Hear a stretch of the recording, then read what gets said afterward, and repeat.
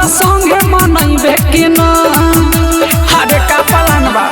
बोले मिलेला बोलाइब तो अइबे कि न न्यू ईयर हमरा संगे मनइबे कि न जे दिले रही नंबर रे चढ़ते दिसंबर के दिलवा में कोइले से बेकी ना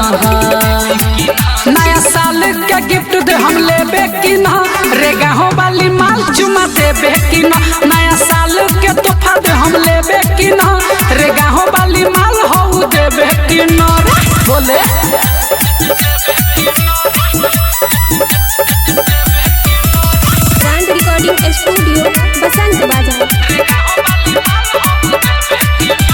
बानी सिंगल गल जल्दी मिला ले मिलल बाटे मौका तो फायदा उठा ले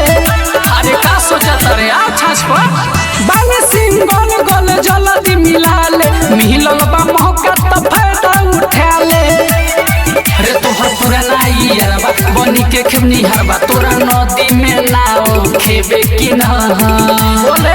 नया साल के गिफ्ट दे हम लेबे कि ना रे गाँव वाली माल चुमा देबे कि ना नया साल में तोहफा दे हम लेबे कि ना रे गाँव वाली माल हो देबे कि ना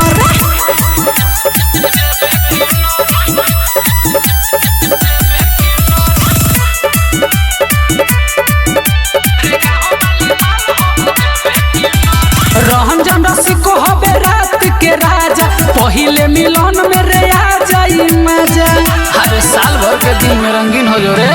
सोहनी दिलीप साल भर बेटी कर के आवता रे नया नया महल रगर के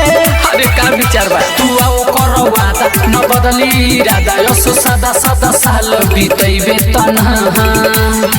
नया साल के गिफ्ट दे हम लेबे कि ना रे गाँव वाली माल चुमा देबे कि ना नया साल के तोहफा दे हम लेबे कि ना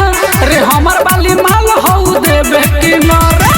ब्रांड रिकॉर्डिंग स्टूडियो बसंत बाजार।